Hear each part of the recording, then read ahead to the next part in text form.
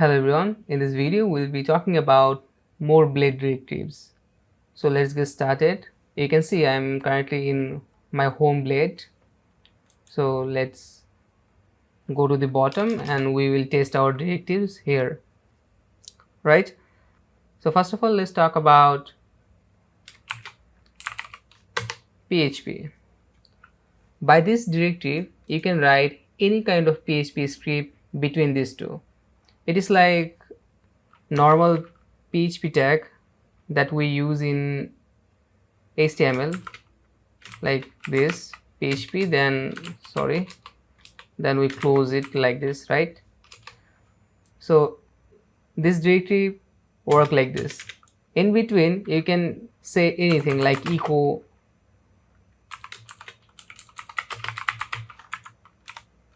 you can see echo is highlighting. That's mean inside that you can write any kind of PHP code. Let's go to our home page. Let's refresh. You can see hello world is printing, right? Sometimes you will be needing declare some variable in your Blade. So in that case you can use this PHP directive and declare some variable in your Blade for do work more easily. So let's jump into another directive, a directive called is set.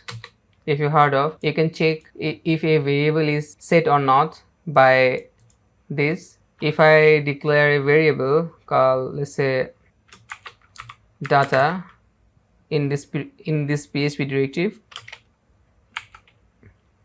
let's say it will be true, right? Now if I put data here, now let's put a HTML alert.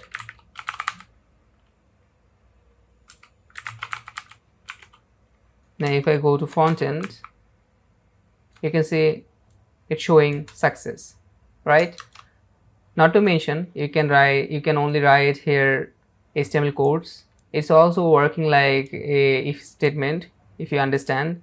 Now if I remove this variable and refresh, you can see the alert is gone, but still it's not showing any kind of error. If I use a if instead of is set, it will show a variable error. The variable isn't declared, that type of error. So yes, you can use is set in your Blade template. And let's see, there are switch statement in Blade. We will write it like switch. Here you can see my text editor giving me suggestion. If I click here, you can see it created a small structure of switch statement. This switch statement same as PHP switch statement, so don't need to worry. As like, let's say I'll take a variable I and I'll assign value to, then here in switch I'll put that variable, and in case the i's value is 1, we can write HTML between these spaces. Let's say I will add another alert. Again, let's copy it. We will be taking another case. Let's say it will be 2. Paste it. Success. We'll give it a color success. Okay. And for default, we can paste another. Let's say it will be warning. Right. Now let's go to our font end and refresh. You can see, oh sorry, we didn't add a break here, that's why we are printing both. Okay, let's refresh. You can see it's printing success, right? If I give it the value of variable 1 and refresh, you can see it's now danger. If I give value anything else and refresh, you can see now it's giving us warning alert, right? This is how you can use switch statement in your Blade files.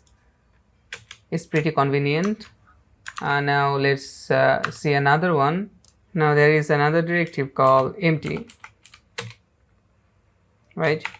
If you want to check anything is empty or not, you can use it. Like if I pass this variable, sorry, and it will be kinda int empty, right?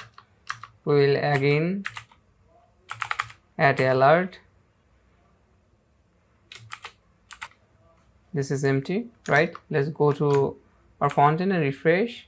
You can see nothing is appearing. So if we just remove this value and put a empty string, now let's refresh, you can see our alert is here, right? So we can also use empty directive for checkings.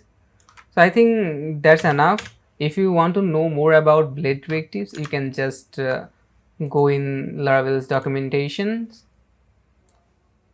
Here, Blade templates. You can just go to Laravel website and search for Blade, and you will find Blade templates. If you click here, you can find all about Blade templates and Blade directives. You can check out them. I think that's it for this video.